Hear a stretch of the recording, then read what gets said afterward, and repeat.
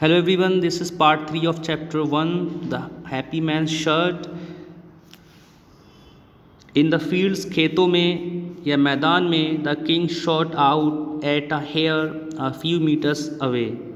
राजा ने कुछ मीटर की दूरी से खरगोश पर तीर चलाया. The arrow, तीर only touched the hare, उसने केवल खरगोश को छुआ. And it escaped into the wood, और वो जंगलों में जाके छिप गया. मतलब जो तीर चला वो तीर खरगोश को लगा नहीं बल्कि सिर्फ उसको छूकर निकल गया, जिसकी वजह से उसकी जान बच गई और खरगोश जंगलों में छिप गया. वुड्स का मीनिंग होता है फॉरेस्ट, जहाँ बहुत से पेड़ होते हैं. फॉलोइंग क्विकली, उसका तेज़ी से पीछा करते हुए. The king moved far away, उसका पीछा करते हुए राजा बहुत दूर तक निकल गया. Away from the rest of his party, और अपने दल से बिछड़ गया. उसके साथ जो उसके बॉडीगार्ड या उसके जो सोल्जर्स होंगे वो सब पीछे रह गए और वो बहुत आगे निकल गया. आफ्टर अ फ्यू मिनट्स, कुछ मिनटों बाद, ही gave up looking for the hare, उसने खरगोश को ढूंढना बंद कर दिया. And made to head back, और उसने फैसला किया कि अब वो वापस जाएगा. उसने वापस लौटने का मन बनाया. बट सडनली स्टॉप, लेकिन वो अचानक से रुक गया.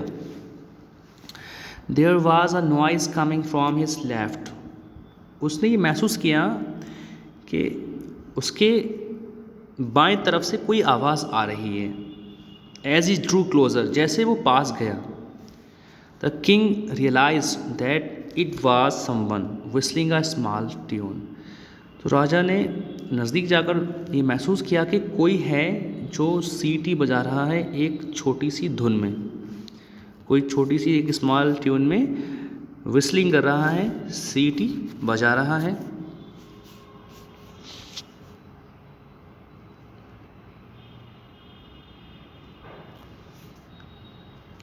आगे पढ़ते हैं. Reaching the noise he saw a handsome blonde youth laying in the reeds.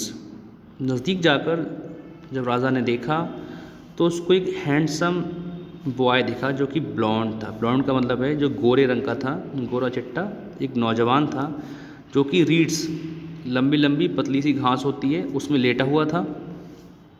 The lad was on his back gazing up at the many clouds in the sky, जो लड़का था, जो नौजवान था, वो आसमान में देख रहा था जहाँ बहुत से बादल ही बादल थे आसमान में. आगे पढ़ते हैं.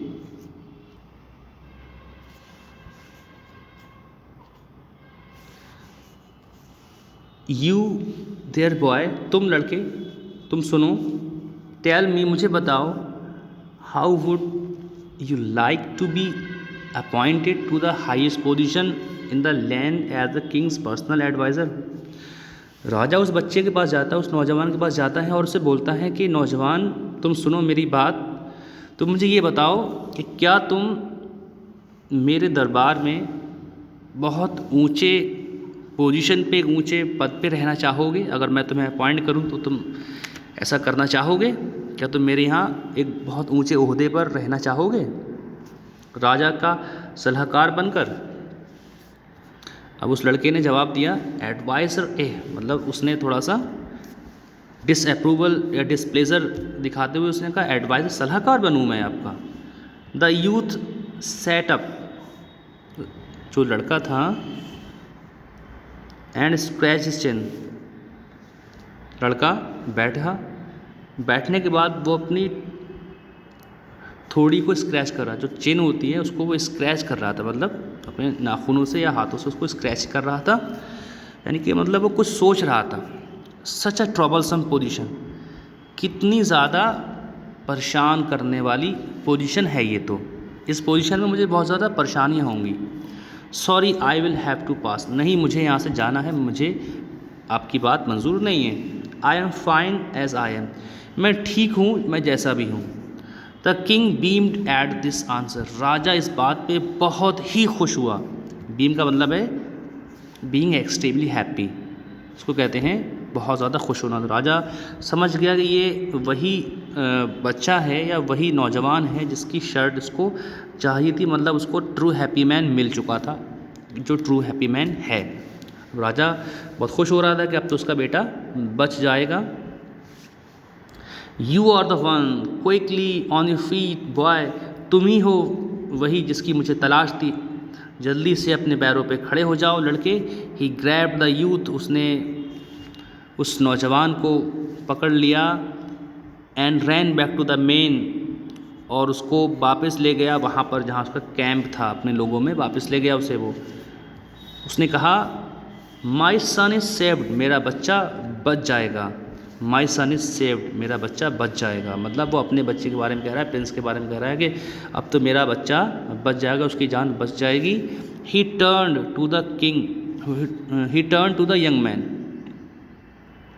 राजा ने उस यंग मैन से कहा एंड गेस्चर्ड वार्मली, और उसको काफ़ी रिस्पेक्ट देते हुए उसको बोला, यू बॉय, तुम लड़के, may have from me whatever it is your wish, कि तुम जो कुछ चाहोगे मैं तुम्हें हर वो चीज़ दूंगा।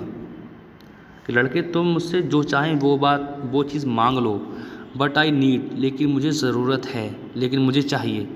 उसके आगे डेड डैश लगाया, इसका मतलब उन्होंने ये कहा होगा that I want the shirt that you are wearing right now. उसने कहा कि मुझे वो शर्ट चाहिए जो शर्ट तुम इस समय पहन, तो उसने कहा कि मुझे वो शर्ट चाहिए जो तुम पहने हुए हो, तो यहाँ पर इनकम्प्लीट लिखा हुआ है। ठीक है बच्चों, आगे बढ़ते हैं। The youth looked at the sky strangely, you need what, मतलब अभी राजा ने उसको क्लियर नहीं बताया कि उसको क्या चाहिए, बट उसने इतना बोला कि मुझे बस चाहिए।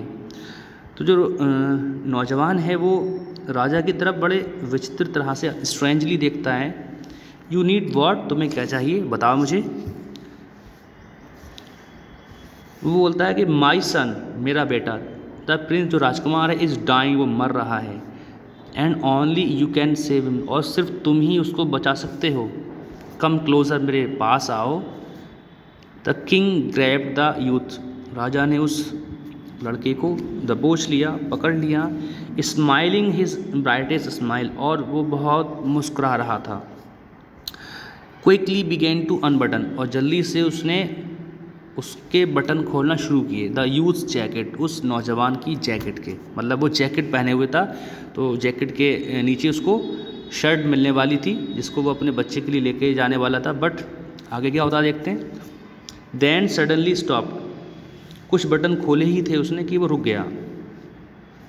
His arms drooped to his sides, और उसके हाथ नीचे गिर गए। उसने अपने हाथ वहाँ से हटा लिए राजा ने। क्यों हटा लिए? द हैप्पी मैन वो नो शर्ट, वो जो खुशहाल व्यक्ति था वो कोई भी शर्ट नहीं पहने हुए था।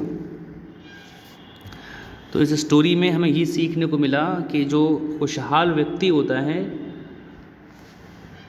वो सांसारिक वस्तुओं की चाहत नहीं रखता है। उसको धन दौलत, रुपया, पैसा या अच्छे अच्छे कपड़े या अच्छा महल उसको नहीं चाहिए होता है, अच्छा घर उसको नहीं चाहिए होता। उसके बाद जो कुछ होता है वो उसमें खुश होता है।